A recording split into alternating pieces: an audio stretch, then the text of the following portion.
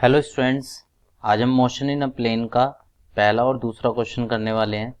तो question number 1 है, state for each of following physical quantities if it is scalar और vector. तो हमें इसमें ये बताना है कि स्केलर क्वांटिटी इसमें से कौन सी है और वेक्टर क्वांटिटी कौन सी है। स्टूडेंट्स, हम जानते हैं कि स्केलर क्वांटिटी जो होती हैं, हम यहाँ लिख लेते हैं, एक लिख लेते हैं स्केलर और दूसरा हम यहाँ लिख लेते हैं कि ये वेक्टर क्वांटिटीज हैं। स्टूडेंट्स, हम जानते हैं कि जो स्केलर क्वांटिटीज होती हैं उनमें सिर्फ मैग्नीट्यूड होता है एंड वेक्टर क्वांटिटी में मैग्नीट्यूड एंड डायरेक्शन दोनों ही होती हैं।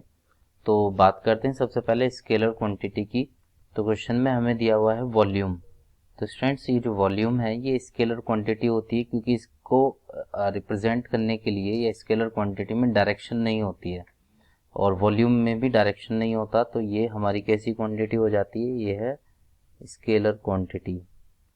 And second is mass. Mass is also a scalar quantity because it has only magnitude and speed.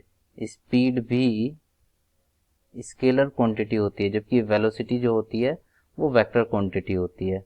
अब बात करते हैं एक्सेलरेशन की। तो एक्सेलरेशन एक वेक्टर क्वांटिटी है, इसमें डायरेक्शन भी होती है। तो यहाँ हम लिखते हैं एक्सेलरेशन।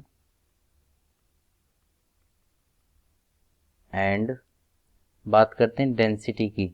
तो डेंसिटी एक स्केलर क्वांटिटी होती है, तो this is scalar quantity. Then number of moles. तो नंबर ऑफ मोल्स भी स्केलर क्वांटिटी है। तो यहाँ पे आ जाते हैं हम लोग नंबर ऑफ मोल्स। एंड अब आते हैं वेलोसिटी पर। तो वेलोसिटी कैसी क्वांटिटी होती है, दिस इज वेक्टर क्वांटिटी। तो यहाँ हम लिखते हैं वेलोसिटी। एंड इसके बाद में आप देखिए कि एंगुलर फ्रीक्वेंसी। तो एंगुलर फ्रीक्वेंसी होती है स्केलर क्वांटिटी। तो यहाँ हम लिख लेते हैं एंगुलर फ्रीक्वेंसी, इसको यहाँ लिख लेते हैं angular frequency. And last one अगर यहाँ देखें तो डिस्प्लेसमेंट। डिस्प्लेसमेंट कैसी क्वांटिटी होती है, displacement is a vector quantity. तो यहाँ लिखते हैं हम displacement. And angular velocity is also a vector quantity. तो angular velocity is vector quantity. अब देखते हैं सेकंड क्वेश्चन क्या है हमारा।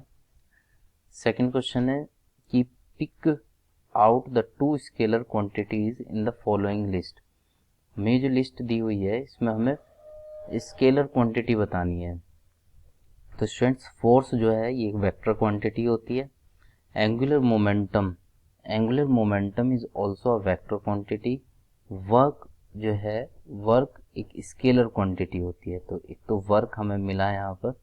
And second current, current is also a scalar quantity and linear momentum is vector quantity, electric field vector quantity, average velocity is vector quantity, magnetic moment is vector quantity and relative velocity is also vector quantity. So the answer of this question is work and current. Then students, अगर आप work की बात करते हैं तो work का जो formula होता है W, वो होता है F डॉट एस। तो यहाँ पे ना स्केलर प्रोडक्ट हम लोग यूज़ करते हैं। और करंट की अगर हम बात करते हैं तो स्टूडेंट्स, जब हम करंट के बारे में डिस्कशन करते हैं कि मान लीजिए ये दो वायर्स हैं और ये आपस में कनेक्ट होकर एक सिंगल वायर में आपका करंट जा रहा है, तो हम डायरेक्शन उसमें दिखाते हैं कि इधर से इधर की तरफ जा रहा है, बट ये डायरेक्शन बताता है कि करंट किस तरफ फ्लो हो रहा है। तो जैसे अगर ये 3 एम्पियर है और ये 4 एम्पियर है, तो इसका जो जब ये दोनों मिल जाते हैं तो ये 7 एम्पियर के बराबर होता है। जबकि हम लोग अगर वेक्टर एडिशन के हिसाब से देखें तो वो 7 एम्पियर नहीं आता, वहाँ पर तो आपको एंगल्स भी देखने होते हैं कि दो वेक्टर्स के बीच में क्या एंगल है, फिर हम वहाँ पर एक रिजल्टेंट वेक्टर का फॉर्मूला लगाते हैं, तब हमें मिलता है। तो ये scalar law of vector addition को फॉलो करता है। तो करंट और वर्क यहाँ पर दोनों स्केलर क्वांटिटीज हैं। Thank you students.